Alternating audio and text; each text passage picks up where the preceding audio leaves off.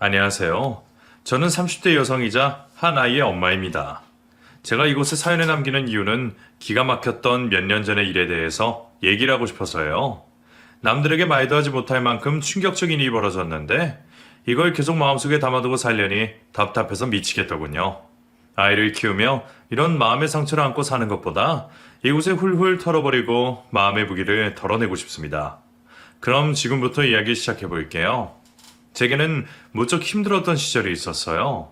세상에서 제가 가장 의지를 했던 엄마가 갑작스럽게 사고로 돌아가신 것이었죠.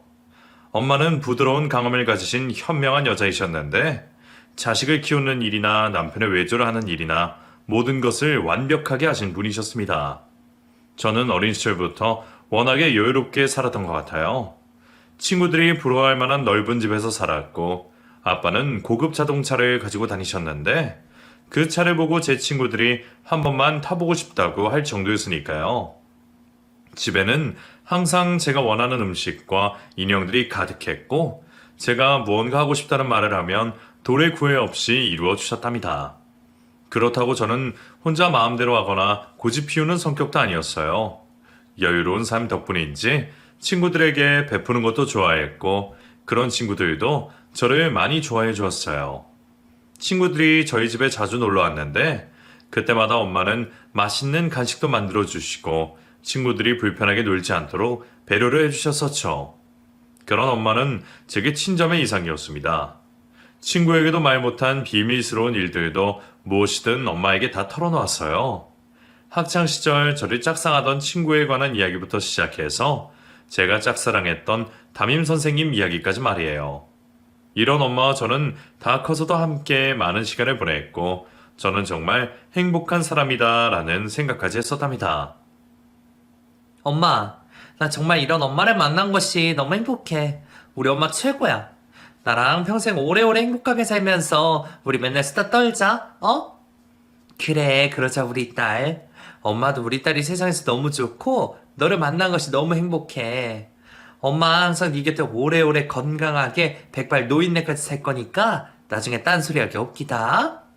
당연하지. 난 결혼해서도 엄마랑 맨날 같이 있을 건데? 에이그, 남편이 그럼 잘도 좋아하겠다. 엄마와 이런 이야기를 나누며 행복한 20대의 시절을 보내던 중 갑작스럽게 엄마는 교통사고를 당하셨어요. 제가 회사에서 퇴근을 하려던 시간쯤 아빠에게 전화가 걸려왔고 그렇게 집 대신 병원 응급실에서 엄마를 마주했습니다.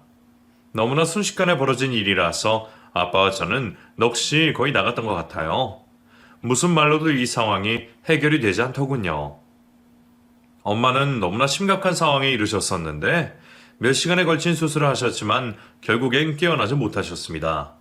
참으로 절망적이더군요. 뼈를 깎아내는 그런 고통을 느끼면서 엄마를 보내드렸던 것 같아요. 아니, 솔직히 말씀드리자면 그 당시에는 엄마를 못 보내드렸어요. 제발 그 영혼만이라도 제 곁에 있어달라고 매일매일 속으로 기도했습니다. 엄마를 떠내보내고 난 후부터는 돈도 좋은 외제차도 다 필요 없었습니다. 회사에도 휴가를 내고 한 달간 아무것도 하지 못하고 방 안에만 틀어박혀 있었어요. 제가 걱정된 친구들이 찾아오고 애를 썼지만 저는 좀처럼 나아지지 않았었죠. 밥을 먹을 의욕조차 없을 정도였는데 오히려 일상생활을 하시며 일을 하시던 아빠가 미워 보일 정도였어요. 아빠는 어떻게 이렇게 멀쩡할 수가 있어? 엄마가 돌아가셨다고. 세상 전부인 우리 엄마가. 아빠는 아무렇지 않아? 밥이 넘어가? 회사에 나가서 일이 돼? 그럼 아무것도 하지 말고 불 꺼놓고 멍하니 있을까? 엄마가 이걸 원하시는 걸까? 우리 딸이 이런 모습 보면 엄마도 하늘에서 편히 못 지내. 우리가 조금이라도 기운을 내서 열심히 살아가는 모습 보여줘야지. 그게 엄마를 위한 우리가 할 일이라고. 아빠의 긴 설득 끝에 저는 드디어 세상 밖으로 다시 나올 수가 있었어요. 그리고 그때 친한 친구의 손에 이끌려 난생 처음 등산이라는 것도 해보았죠.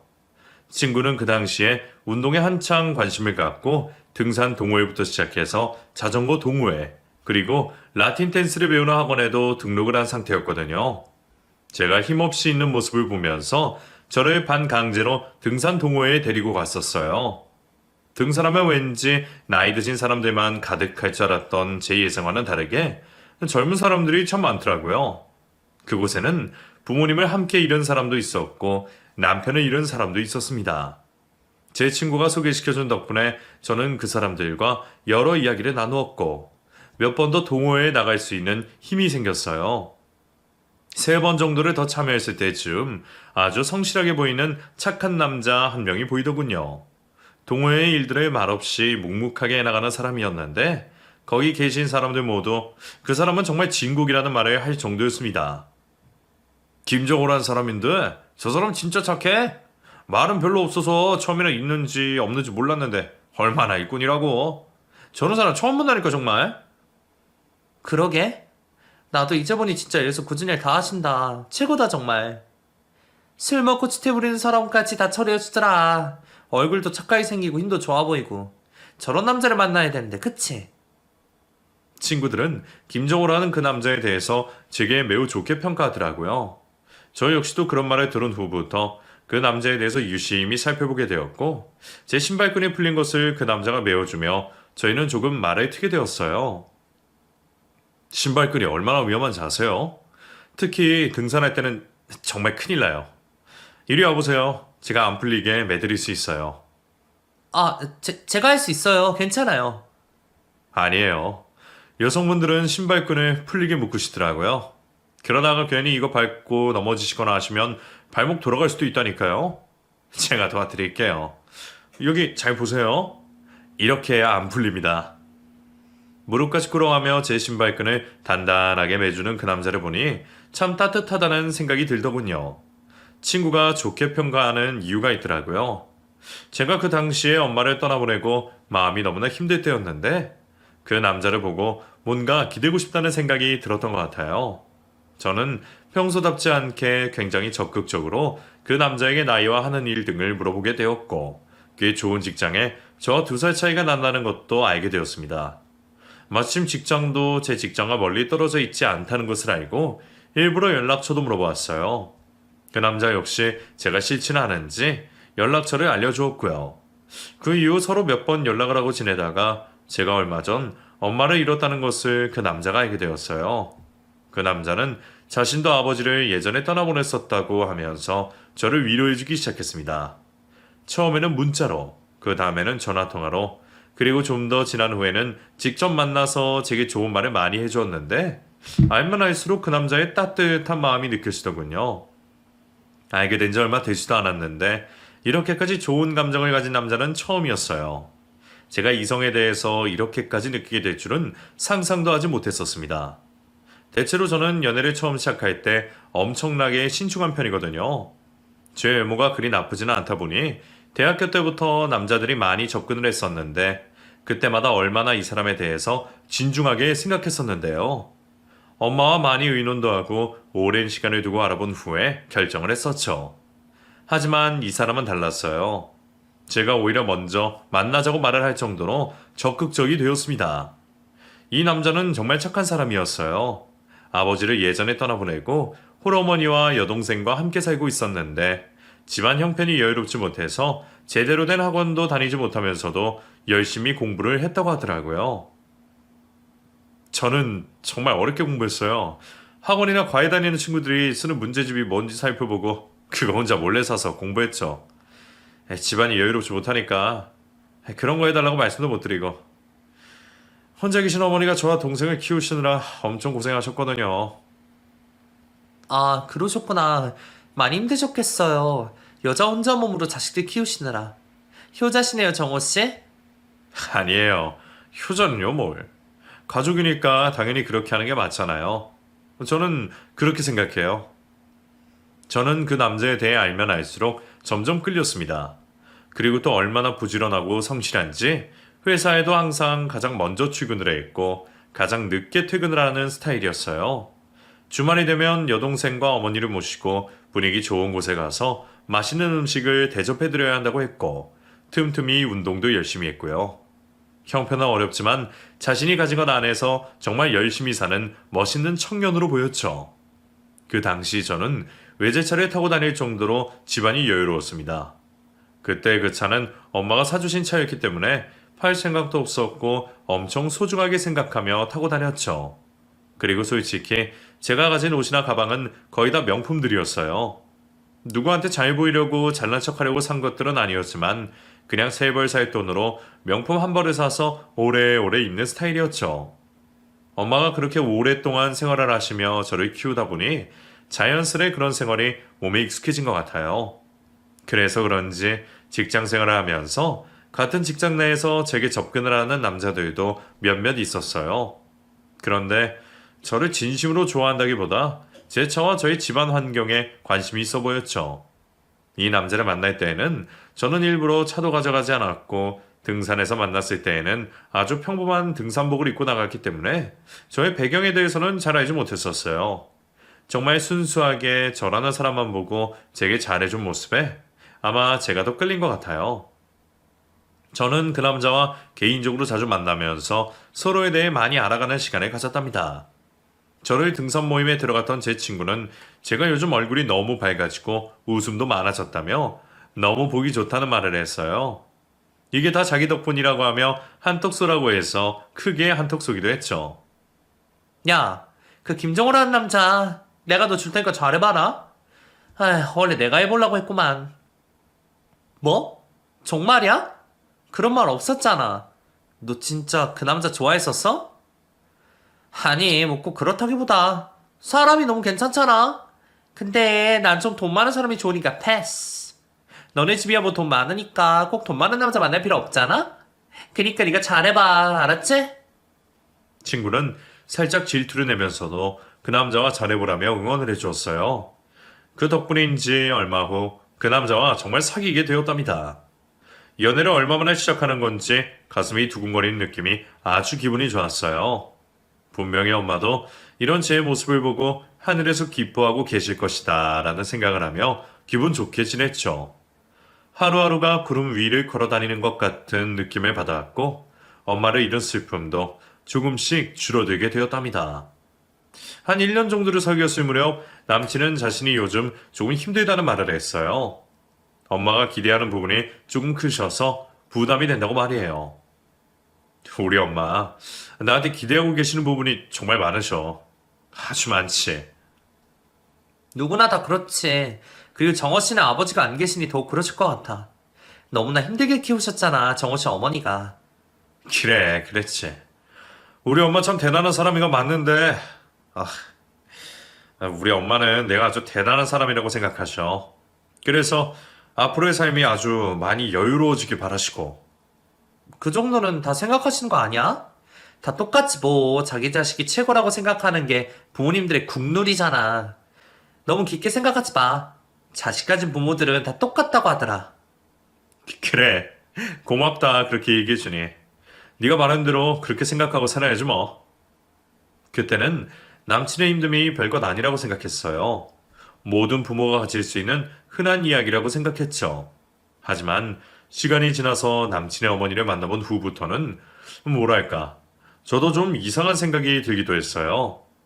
연애를 한 지 2년이 가까워질 무렵 남친은 어머니가 저를 보고 싶어 하신다고 하며 인사를 드리러 가자고 했어요.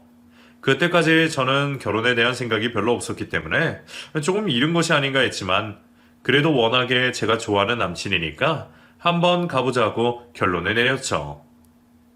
저를 보시자마자 와락 껴안으시면서 좋다, 반갑다라는 말씀을 연발하시는데 솔직히 많이 부담스럽더군요. 그리고 저에 대해 마치 굉장히 잘 아시는 듯이 말씀하시는 것도 좀 거슬렸고요. 제가 가지고 다니는 자동차, 집안 환경 등에 대해 꼬치꼬치 캐묻는 부분은 저로 인해 많은 것을 생각하게 만드셨습니다. 아가씨, 타고 다니는 차가 엄청 비싼 거더라고? 맞죠? 응? 네? 네 부모님이 예전에 사주신 건데 이제는 구형이라 오래돼서. 어이구, 그래도 부모님이 그런 것도 사주실 정도면 뭐 앞으로 새 차도 사주시겠네? 어머, 그 가방 혹시 나 한 번만 들어봐도 돼요? 나 그거 엄청 갖고 싶었거든. 이거요? 네네, 여기요. 아가씨가 참 심플한 걸 좋아하네. 어쩜 나랑 취향도 비슷하고 정말 딱이다. 우리 딸이 오늘 조금 늦는데 우리 딸도 딱 아가씨랑 스타일이 비슷해. 이 다음에 우리 아들하고 결혼하면 옷도 같이 입고 하면 좋겠다. 체형도 비슷해서 사이즈도 딱일 것 같은데. 아, 네. 그냥 저는 단정하고 심플한 거 좋아해요. 내가 우리 아들이 이렇게 지극정성으로 키운 보람이 있네. 보람이 있어? 이런 아가씨가 어디 숨었다가 이제 나타난 거야. 우리 아들 좋지? 성실하고 똑똑하고 직장도 좋고 남자로서 더 이상 부족한 게 뭐가 있겠어? 이 정도면 완벽하지. 결혼해요, 아가씨. 나이도 30이 넘었으니 이제 결혼해야지. 안 그래? 아직은 좀 천천히 하고 싶어서요. 제가 아직 결혼 생각이 없어서요.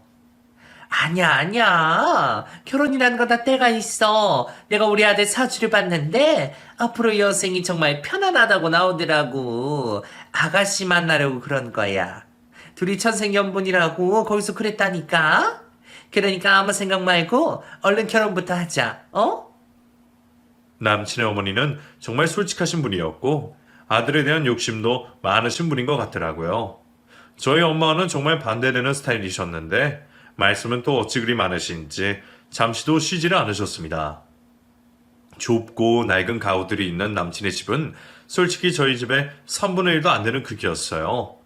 좁기도 했지만 오래된 집이라서 집안 분위기가 어딘가 모르게 어두침침해 보였고 그런 곳에서도 잘 자란 남친이 오히려 대견스러워 보이기까지 했어요. 남친 어머니의 극성 때문에 불편해였었는지 소화가 제대로 되지 않아 집으로 가는 내내 속이 불편했는데 그걸 또 남친이 어떻게 알고 약까지 사서 저를 바래다 주더라고요. 남친은 자신의 어머니의 이런 부분을 잘 알고 있었어요. 제가 말을 하기 전에 먼저 자신의 어머니에 관한 얘기를 꺼냈어요. 아까는 많이 불편했지. 우리 엄마가 조금 솔직하시고 있는 그대로 표현을 하시는 분이라서 불편했다면 내가 사과할게. 미안해. 아니야. 정우 씨가 왜 사과를 해? 괜찮아. 실은 우리 엄마는 내가 만나는 여자가 잘 살고 돈도 많길 바라셔. 속물인 건 아는데 우리 집 환경이 너무 어려웠고 나를 어렵게 키우시다 보니까 그런 욕심이 있으신가 봐. 하지만 이건 분명히 알아줘. 나는 절대로 너희 집안 환경이나 이런 거 보고 너를 만난 게 아니야. 정말이야. 알아. 정우 씨 어떤 사람인지 내가 너무 잘 알아. 정우 씨가 어떻게 알았겠어. 나 그냥 버스 타고 등산한 것 뿐인데. 뭐 우리 집이 재벌도 아니고 그냥 조금 여유로운 것 뿐이야. 그러니까 정우 씨도 그런 생각하지 마. 그래. 그렇게 생각해주면 너무 고맙고. 정말 고맙다. 그리고 사랑해? 남친을 보고 저는 불쾌했던 마음이 싹 사라졌던 것 같아요. 그 누구라도 돈이 좀 많은 집안 이성을 만나면 좋아하는 건 당연한 거잖아요. 그렇다고 저나 저희 아빠가 경제적인 조건이 맞는 사람을 만나려고 노력하진 않았어요. 그냥 사람만 좋으면 된 것이다. 그렇게 생각하며 사람을 만났거든요. 제 남친이 돈이 있는 집안이든 없는 집안이든 그런 것은 중요하지 않았습니다. 남친은 그냥 저의 전부였었죠. 그 후로 저는 결혼을 결심했어요. 아빠에게 남친을 소개시켜드렸고 남친의 집안 환경에 대해서도 말씀을 드렸어요. 아빠는 조금 우려는 하셨지만 그래도 큰 걱정은 하지 않으시더라고요. 남친만 보면 굉장히 성실했고 좋은 직장에 다니고 있는 능력 있는 사람이었으니까요. 앞으로 충분히 발전할 수 있는 사람이라고 생각을 하셨던 것 같아요. 워낙에 말씀이 많지 않은 스타일이셔서 제게 하나하나 말씀하지 않으신 아빠지만 그래도 심하게 결혼을 반대하지 않으셨습니다. 경제적인 여유가 있는 저희 집에서 이것저것 많은 준비를 했어요. 신혼여행 비용도 예식 비용도 저희 집에서 해결했고 신혼집마저도 아버지 명의로 되어 있는 작은 주상복합형 아파트로 들어가게 되었죠. 주변 친구들은 시댁과 너무 차이가 나면 제가 살기 힘들 것이라고 했지만 저는 그렇게 생각하지 않았어요. 그냥 사랑으로 모든 것을 극복할 수 있다고 믿었어요. 결혼 후 시모와 신우는 저희 집에 정말 많이 드나들더군요.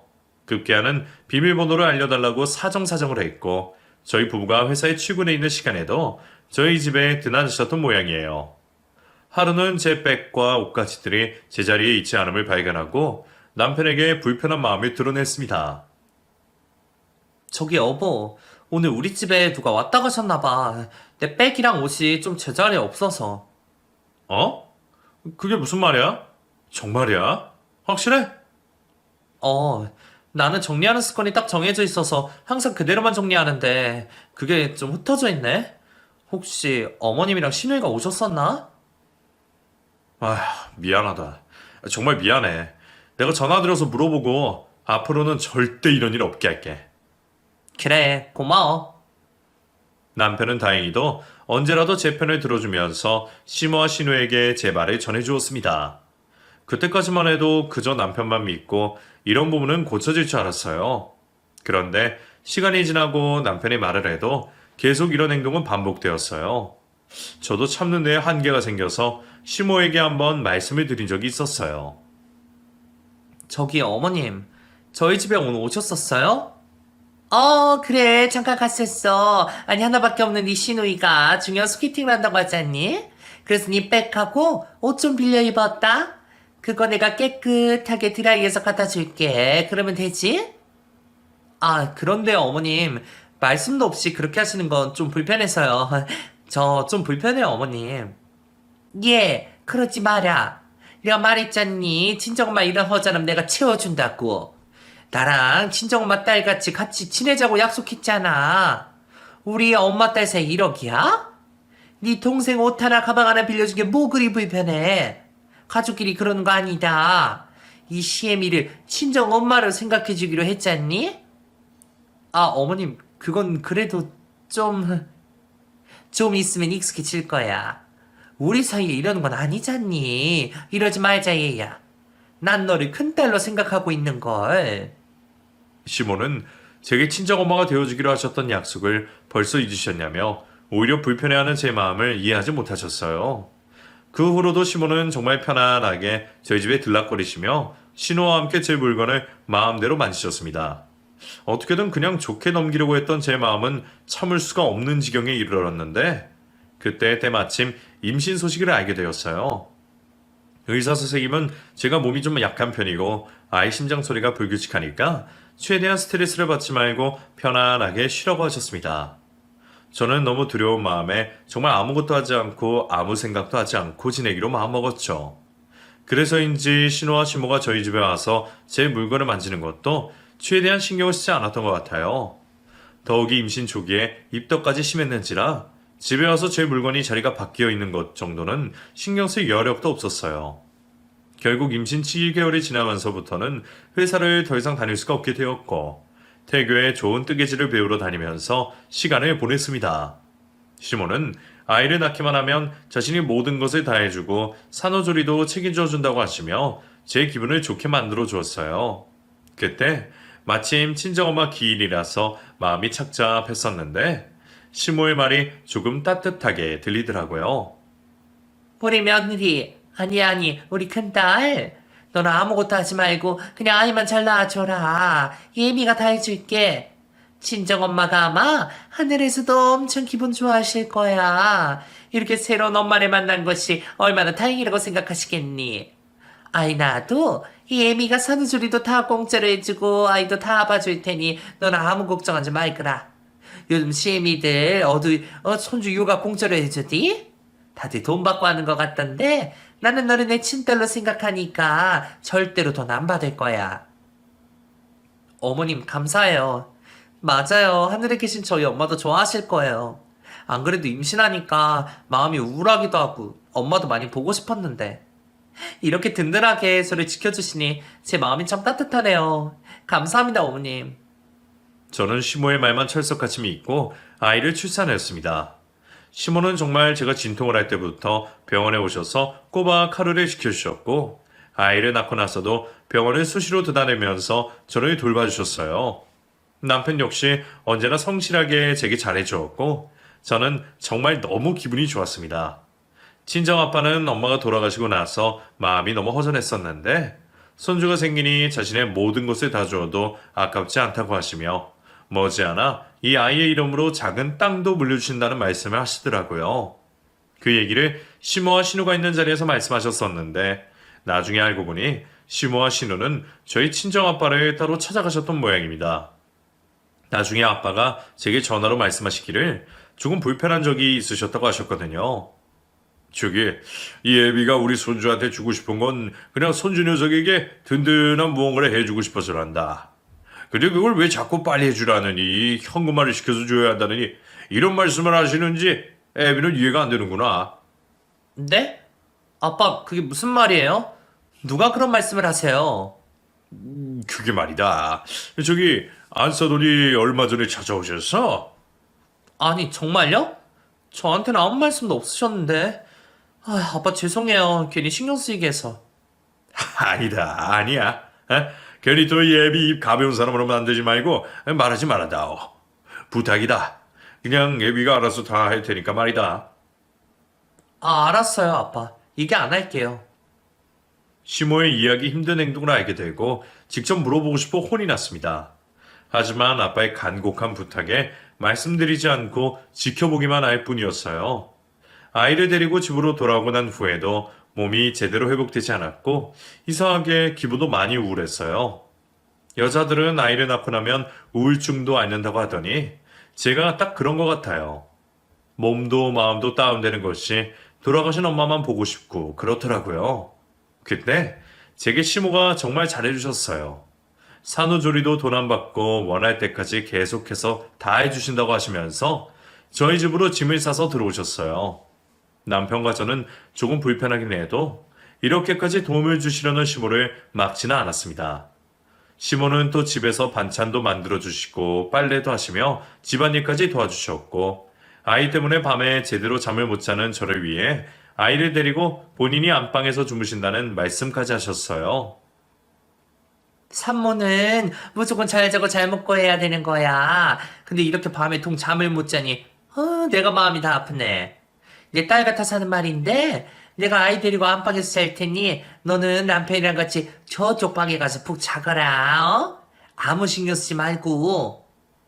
어머님, 그래도 죄송해서 아이가 밤에 잠을 잘 못 자서 힘드실 텐데. 내 걱정은 말아라. 내가 이러려고 이 집에 들어왔지. 괜히 들어왔니? 밤에 분유 타서 먹이면 되고 나도 애를 2씩이나 키워봤으니 신경 쓰지 말고. 알았지? 시모의 말에 저는 너무 감사했어요. 그리고 아이가 태어나기 직전에 남편이 홈 CCTV와 안방과 거실에 설치해두었기 때문에 아이를 수시로 볼 수 있으니 더 안심이 되더라고요. 남편 핸드폰으로 연결이 되어 있어서 원하면 언제든 남편에게 물어볼 수도 있고요. 그렇게 시모 말만 믿고 밤에 아이를 시모에게 맡기고 정말 너무나 오랜만에 푹 잠을 잔 것 같아요. 며칠을 그렇게 자고 나니 컨디션도 많이 좋아지고 기분도 좋더라고요. 시모는 제 기분 좋은 틈을 타서 제가 갖고 있는 재산에 대해서 슬쩍 물어보셨어요. 저기 내가 듣기로는 어디 건물이 하나 있다고 하던데 어머니 명의로 되어 있던 거. 그거요? 원래 엄마 명의로 되어 있었는데 돌아가시고 나서 아빠가 제 명의로 해주셨어요. 아이고 정말 좋겠다. 세상 천지 그런 부부가 어디 계셔? 우리 막내딸도 딱 그런 거 하나만 있으면 안정적으로 욱하게만 하면서 할 수 있는데 말이야. 지금 열심히 일을 하고 있으니까 아가씨도 나중에 잘 될 거예요. 옷가게도 하면 되죠 뭐. 신우는 옷가게에서 일을 하고 있었는데 시모는 항상 신우에게 옷가게를 차려주고 싶어 하셨어요. 여기에 더해져 슬쩍 현금 적금 같은 것까지도 상세하게 여쭤보셨습니다. 조금 오버스럽게 물어보셔서 불편하긴 했지만 그래도 궁금해하시니 어느 정도는 솔직하게 말씀해드렸죠. 그러던 어느 날은 정말 상상도 못할 일이 벌어지고 말았어요. 그날도 저는 남편과 함께 작은 방에서 잠을 자고 있었는데 갑자기 잠에서 깬 남편이 핸드폰을 뒤적이더니 저 몰래 안방 쪽으로 걸어가는 거예요. 제가 잠이 깬 줄도 모르고 안방으로 가서 문을 꾹 닫길래 무슨 일인가 싶어 저도 몰래 뒤따라 나갔어요. 안방 문 앞에 서서 귀를 기울이고 있었는데 남편은 몹시 흥분해서 시모에게 말하더군요. 엄마 미쳤어? 제발 이러지 마. 이럴 거면 여기서 당장 나가. 뭐? 애기께 말소리 낮춰. 애가 지금 뭘 하는 거야? 다 너를 위해서고 네 동생을 위해서야. 잠자코 있어. 엄마, 이런 건 아니잖아. 이건 어머니 도둑질이라고. 내가 모를 줄 알아? 며칠 전에도 몰래 이것저것 뒤져서 빼내는 거 나 다 봤어. 그냥 한번 실수로 그런 것이라고 애써 생각하고 있었는데 이건 정말 아니잖아. 엄마, 제발 이러지 마. 아이고, 이 바보 멍치 같은 놈아. 너희 집 가장이야. 정신 똑바로 차리고 이 집에 있는 재산 하나씩 다 가질 생각이나 하라고. 어차피 부모는 재산 반띵하는 거 아니냐? 나중에 어차피 네 거 될 거 미리 좀 땡겨 쓴다는데. 뭐 그리 흥분을 해, 이놈아. 저는 너무 깜짝 놀라서 그대로 방문을 열었죠. 화가 난 남편이 안방 CCTV가 녹화된 영상을 보여주자 시모의 얼굴은 하얗게 질려버리고 말았고 그 하얀 얼굴로 저와 남편을 번갈아가며 쳐다보시더군요. 이게 뭐냐? 집안에 웬 카메라가 있어? 어? 이게 다 뭐냐고? 어머니, 지금 이게 무슨 짓이세요, 네? 아니, 이거 도둑질이라고요. 이러시려고 아예 봐주신다고 집에 들어오신 거예요? 그런 거냐고요? 저는 몹시 흥분해서 언성이 높아졌고 눈물이 막 쏟아졌어요. 큰 소리에 놀란 아이도 깨서 막 울었죠. 그러니까 시모는 밤마다 아이를 데리고 주무신다고 하시며 안방에서 제 명품 가방, 옷까지 급기야는 제 주민등록증과 건물 문서까지도 빼돌리고 있으셨던 거예요. 순간 아무 말도 못하고 바닥에 털썩 주저앉아버린 저는 하늘이 노래지면서 멍해졌습니다. 아이가 우는 소리만 희미하게 들렸는데 아마 그대로 정신을 잃었던 것 같아요. 한참 후에 안방 침대에서 깨어나 보니 제 곁에는 남편이 있었어요. 여보, 미안해. 정말 미안해. 나도 우리 엄마가 이렇게까지 하실 줄은 꿈에도 몰랐어. 내가 우리 엄마 데리고 나갈게. 우리 엄마랑 같이 경찰서 갈게. 여보, 당신이 왜 나가? 나 당신 없이 우리 애랑 어떻게 살라고? 당신은 아무 상관없는 거 나 다 알아. 당신같이 착한 사람이 세상에 어디 있다고. 우리 엄마가 버린 일도 다 내 잘못이나 마찬가지야. 집에 들이는 게 아니었는데. 우리 엄마 그냥 욕심만 많고 그러신 줄 알았는데 어떻게 이렇게까지 되신 거야? 세상에. 우리 엄마를 이렇게 만드셨나 봐. 내가 너를 볼 면목이 없다. 당장에 우리 엄마 데리고 경찰서 갈게. 엄연히 도둑질은 도둑질이잖아. 당신 주민등록증하고 도장까지 가지고 나가셨으니 뭔가 꿍꿍이가 있으신 게 분명해. 아니야, 여보. 어차피 문서 위조하고 그러면 다 연락이 오게 되어 있어. 우리 아빠도 경찰 쪽이랑 변호사님들 아시는 분 많으셔서 다 연결되어 있더라고.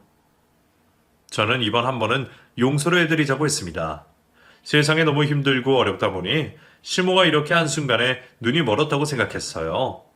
분명히 제게 잘해주신 부분도 많고 친딸처럼 생각하신 분이니까 잘못을 뉘우치실 것이라고 생각했죠. 시모는 제가 아까 잠시 정신을 잃은 사이에 자신의 짐을 가지고 집으로 돌아가셨다고 했으니 분명히 뭔가 연락이 오리라 믿었습니다. 하지만 며칠을 기다려도 시모는 아무 연락도 오지 않았고 신우에게서 연락이 오더군요. 세연님, 우리 엄마 도둑 취급했다면서? 집에 CCTV까지 설치했다는데 이게 진짜야? 아가씨, 그게 무슨 말이에요? 흥분하지 말고 차분하게 얘기해요. 우리 엄마 그렇게 못 믿어요? 세연이 잠 못 잔다고 친딸처럼 아끼면서 애기 봐주러 간 노인네를 그렇게 CCTV까지 설치해서 감시해야 되는 거예요? 세연이네 가족은 그렇게 생활하나 보죠? 아가씨, 그게 아니에요. 그건 아이 태어나기 전부터 혹시나 해서 거실이랑 같이 설치해둔 거예요. 오빠가 그런 거라고요. 혹시 우리 안 보는 사이에 아기가 침대에서 떨어지거나 뭘 잘못 먹을 수도 있고 그래서 그런 거예요. 거짓말 하지 마요. 입만 살아가지고는. 어떻게 우리 엄마한테 그럴 수가 있어요? 친정엄마처럼 생각한다면서 다 거짓말이죠. 돈 많은 사람들은 사람 이렇게 깔고 뭉개도 되나 보죠? 나 참 어이가 없어서는. 그리고 건물도 있고 그러면서 나 옷가게 하나 해주는 것도 그렇게 어려워요? 하나밖에 없는 세연이가 그 정도도 못 해주냐고요. 거참 더러워서 못 살겠네. 네? 아가씨 무슨 말을 그렇게 해요? 지금 다 건물에 임대가 되어 있고 그러는데 갑자기 무슨 옷가게 차려줘요. 그리고 솔직히 남의 물건 함부로 가지고 나가는 거 엄연히 범죄예요, 범죄. 이제야 본색이 나오시는구만. 엄마랑 나를 범죄자 취급하고 어디 얼마나 잘 사나 보자. 어차피 결혼했으니 우리 오빠한테 반은 지분 있는 거 아니에요? 더럽고 치사하네 정말. 아휴. 신우의 황당한 말에 저는 전화를 끊어버렸어요. 아무리 좋게 말하려고 해도 좋게 이어지지가 않았거든요. 안 그래도 우울하고 스트레스 받던 나날이었는데 신우의 전화 한 통으로 제 컨디션은 완전히 무너져 버렸습니다. 그리고 문득 떠올랐어요. 제 옷장에 가방과 옷들이 잘 있는지 말이에요. 남편이 그랬거든요. 물건을 몰래 빼돌렸다고요. 아이 낳고 어디 나갈 곳도 없어서 한참이나 들여다보지 않던 제 명품 백들과 구두, 옷가지들을 살펴봐야겠다는 생각에 들어간 옷방에서 정말 깜짝 놀랐어요. 아직까지도 비싸게 유지되는 명품 가방 4개가 없어져 있었고 구두와 시계도 없어진 것이 있었어요. 또한 명품 패딩 점퍼와 재킷 등도 없어졌는데 너무 기가 막히니까 말도 잘 안 나오더군요. 도대체 어디까지 이해를 해주고 용서를 해줘야 하는 것일까요? 남편에게 하나하나 말을 다 하려다가 그만 멈추었습니다. 남편은 아무런 죄가 없잖아요. 오히려 자신의 엄마를 경찰서에 신고하려고 했던 사람이니까요. 예전부터 남편은 시모를 불편해하던 부분이 꽤 있었어요. 그것이 바로 이런 부분이 아닐까 해요. 구역구역 마음에 내려놓으며 아이를 육아하는 데에만 집중하려 노력했어요. 저의 불안한 마음이 아이한테까지 전파되면 안 되는 거잖아요. 그런데 며칠 후에 제 친구에게서 전화가 왔습니다. 중고 명품샵에서 제 가방이 4개나 팔렸다는 거예요. 제 친구도 명품 백들이 좀 있었는데 그걸 팔고 새로운 걸로 구매하려고 들렸던 곳이거든요. 그 가게 사장님과 워낙에 친분이 두터워 이런저런 이야기를 하다가 모녀지간으로 보이는 사람 둘이 가방과 시계, 구두 등을 팔러 왔다고 하는데 CCTV를 확인해보니 딱 결혼식에서 보았던 제 시모와 신우였던 것이에요. 친구의 말을 듣고는 너무 황당해서 말이 안 나왔어요. 한참을 멍하니 앉아있으니 남편이 제게 무슨 일이 있느냐고 물었고 결국 저는 이 모든 이야기를 해주었습니다. 남편은 더 이상은 가만히 있으면 안 될 것 같다고 말했어요. 자신의 엄마이지만 이것이 죄라는 것을 정확하게 알려줄 길은 신고밖에 없다고 했죠. 그래서 저는 큰 마음을 먹고 시모와 신우를 신고하기에 이르렀습니다. 정말 마음이 불편했지만 어쩔 수가 없었어요. 제 아이에게 도둑질하는 할머니와 고모를 만나게 할 수는 없었거든요. 신고를 하고 보니 시모는 이미 제 인감증명서까지 떼었던 상태였고 제가 가진 건물 임차인을 찾아가서 나가라고 한 모양이더군요. 자신의 딸 옷가게를 해야 한다면서 말이죠. 막무가내로 황당한 행동을 했었기에 그 임차인은 경찰에 신고를 했더라고요. 아휴, 도대체 이분들은 기본적인 인성이 있기나 한 걸까요? 지금이라도 제가 다 알게 되고 바로 잡았으니 망정이지 그렇지 않고 계속 두고 보기만 했으면 더 심한 일도 벌이셨을 분일 거예요. 나중에 친정아빠가 제게 하신 말씀 중에 하나는 제가 처음에 결혼을 망설이고 있을 때 저희 집에 찾아가셨다고 하더군요. 그러면서 시모는 자신이 딸처럼 아껴주고 사랑해줄 것이라고 꼭 결혼을 빨리 시켰으면 좋겠다고 했다네요. 집안을 힐끔힐끔 쳐다보시면서 말이죠. 아마 그때부터 저와 자신의 아들을 결혼시켜 자신들의 팔자를 고쳐보려고 하셨던 것 같아요. 아빠는 워낙에 말수도 없으시고 이런 사소한 말씀을 잘하지 않으시는 분이신데 한숨을 크게 내쉬며 제게 말씀하셨어요. 우리 딸, 앞으로 잘 살 수 있겠어?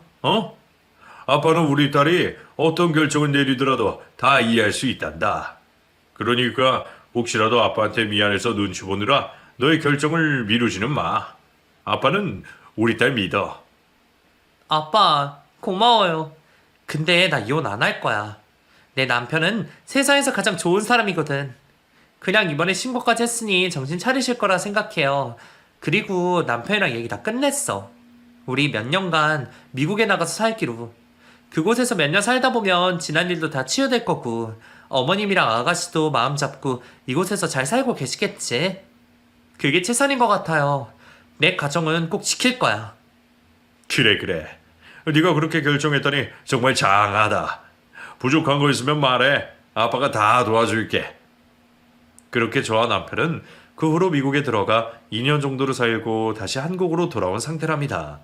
그 사이 시모와 신우이는 온전히 자신들의 힘으로 인생을 잘 살고 있었고 그때 저희가 신고한 것에 대한 벌금과 집행유예 기간을 잘 지키고 있더군요. 어색하게 다시 마주하긴 했지만 그래도 피출이 뭐라고 시몬은 남편의 얼굴을 보자마자 눈물을 흘렸어요. 진심으로 미안하다고 하시면서 자신들의 잘못을 뉘우치고 계시는 것 같았어요. 제 얼굴을 참아 볼 수가 없다며 고개를 돌리시는 시몬을 뵈니 저도 마음이 썩 좋지만은 않았어요. 지금은 남편의 계획하에 가족 내에 거리두기를 실천하고 있어요. 서로가 필요 이상으로 자주 만나거나 하지는 않는다는 것이 첫 번째의 룰이고 집 비밀번호도 절대로 공유하지 않는 것이 두 번째의 룰이랍니다. 남편은 가운데서 정말 좋은 역할을 해주고 있어요. 그 덕분에 저희 가족은 오히려 이전보다 더 편한 관계로 지낼 수가 있게 되었고요. 두 번 다시 반복되지는 않기를 바라야죠. 만약 또다시 그런 일이 반복된다면 그때는 제가 용서하지 못할 것 같아요. 제 지난 이야기 어떠셨나요? 조금은 충격적이죠? 저도 제가 이런 시모를 만나게 될 줄은 상상도 하지 못했답니다. 그래도 이렇게 이곳에 털어놓고 나니 마음이 후련해진 것 같아요. 여러분들도 마음속에 담아두고 힘들어만 하고 계시는 이야기가 있다면 지금 바로 이곳에 털어놓아 보시기 바랍니다. 그럼 제 이야기는 여기서 마칠게요. 끝까지 들어주셔서 감사드려요.